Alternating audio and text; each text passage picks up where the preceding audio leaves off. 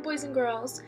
This is going to be a quick read aloud today. We are going to be reading chapters 27 to 29.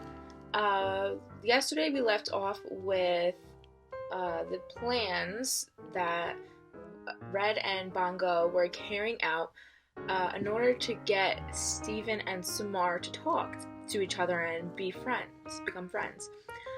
So plan number 1 didn't work, plan number 2 didn't work, and now we are going to be reading about plan number 3 that Red and Bongo have in store.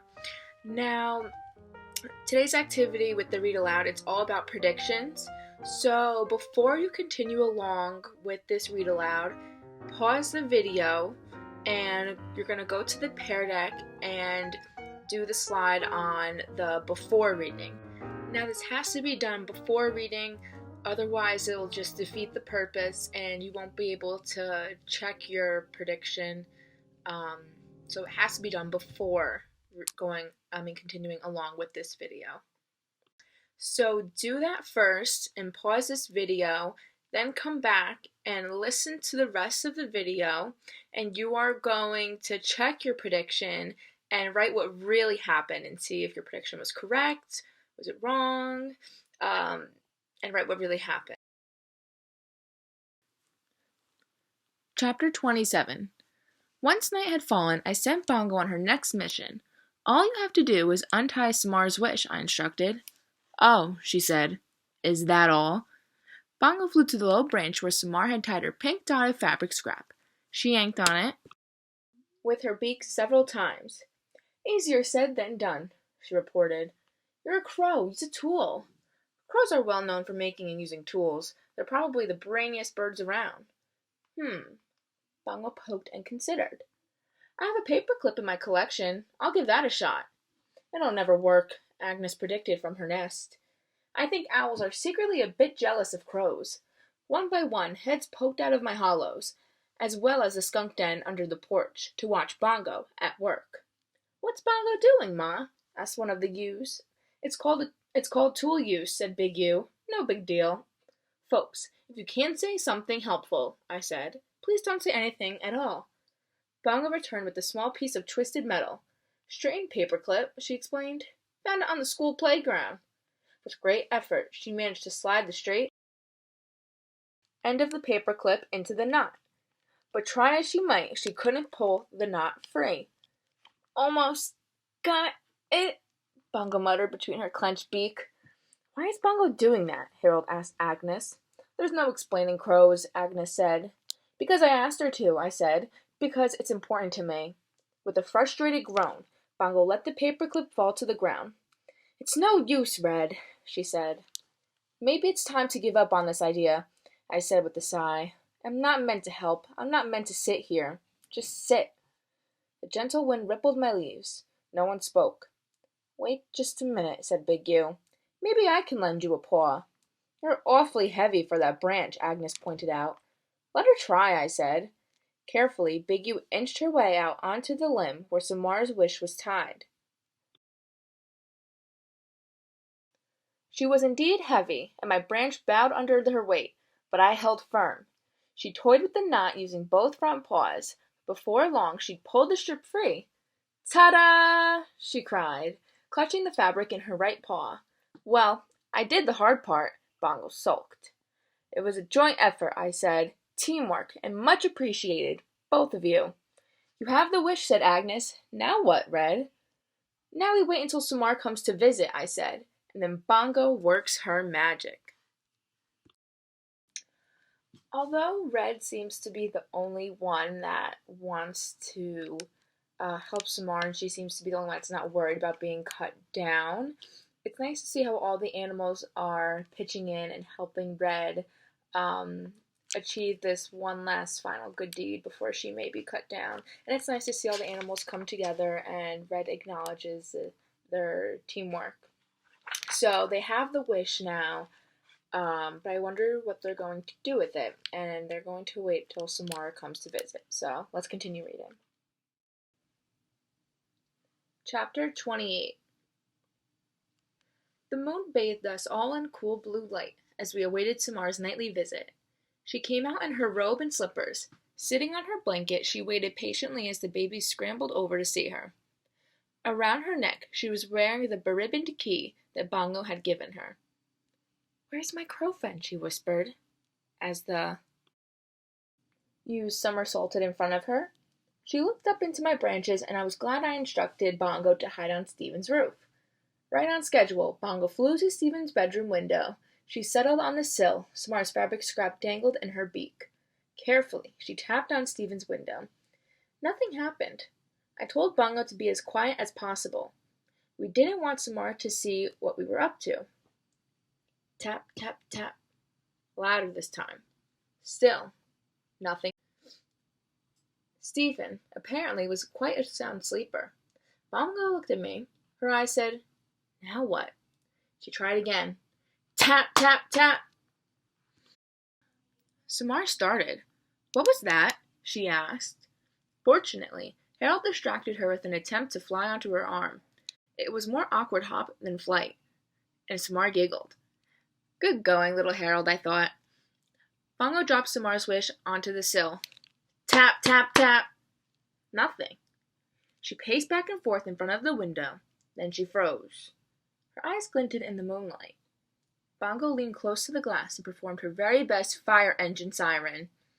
By the time Stephen's window flew open, Bongo was already back on the roof, watching her efforts pay off. Stephen peered out. He rubbed his eyes. He noticed the scrap on his sill. Frowning, he held it up, catching the moonlight in order to read the words written on the fabric.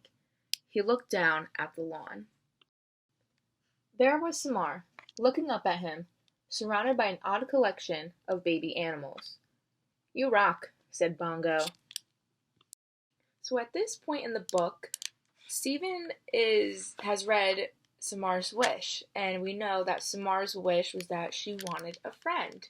So I believe that Stephen has a good heart, and he probably is feeling sad for Samar in this moment. I think he's very sympathetic, understanding of Samar's feelings, and so as he's reading this wish, he may want to do something about it. He reads the wish, then he sees Samar sitting at Red's trunk. So I think he's going to go up to her and maybe just try to talk to her, which was Red's plan after all. So let's see. Chapter 29.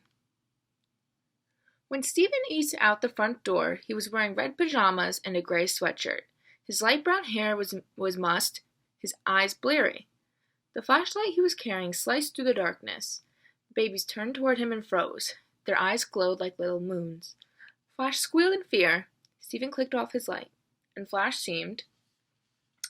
So I was right. So right now, Stephen is going to go up to Samar and talk to her. To calm a bit, although he was definitely hiccuping. "Hey," Stephen whispered. "Hi," Samar whispered back. Stephen sat down next to Samar. The babies watched with interest. "Why do they come to you?" Stephen asked. "I don't know. It's like magic."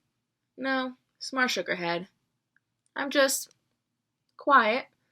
They like that." Bongo flew down to Samar's shoulder. "Hello," she said to Stephen, mimicking Samar's voice. "Wow," he said. "That's amazing. Yesterday I heard her imitate a doorbell." Stephen grinned. "She gave me this key," Samar said, holding it up. "I don't know what it's for. A diary or a jewelry box, maybe." "Or the world's smallest door," Stephen joked. For a while, everyone fell silent. Even the baby raccoons were still. At last, Stephen held out his hand, revealing Samar's wish. "I found this," he said. Even in the moonlight, Samar's blush was visible. She looked away. "I'm sorry about that word," Stephen said softly. "The word on the tree? We didn't.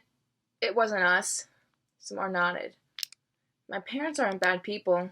They're just afraid of things," Stephen shrugged. "So are mine," said Samar. "I heard my father talking about moving. If we can find a safe place to go." She gave a sad smile. "If there even is such a place." "I'm sorry," Stephen said again. The babies, sensing Stephen could be trusted, began to tussle and romp.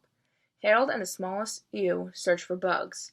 Rose Petal and her brother, hot buttered popcorn, played tug of war with the long piece of grass. I'll miss them, Samar said. A light blinked on in Stephen's house. I should go, he said. If my parents see me, I should go. Night, Samar said in a whisper. Oh, the things I wanted to say to those two. I wanted to tell them that friendship doesn't have to be hard, that sometimes we let the world make it hard. I wanted to tell them to keep talking. I wanted to make a difference, just a little difference before I left this lovely world.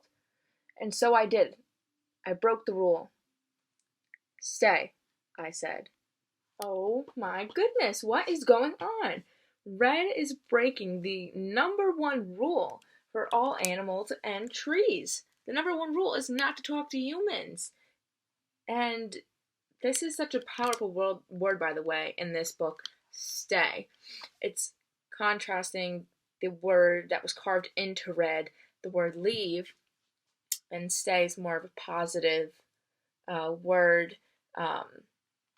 She wants them to stay. It's very a kind word. I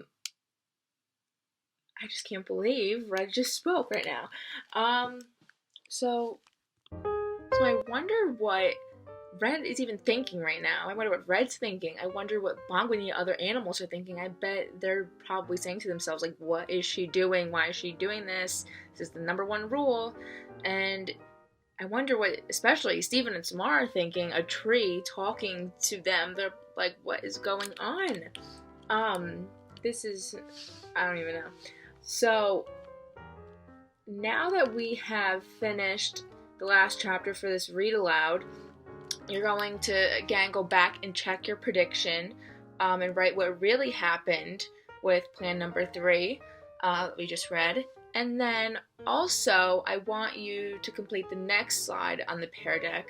And this is, of course, after reading. So after you finish this video, you're going to make your prediction about Red and Stephen and Samar and how they're going to react.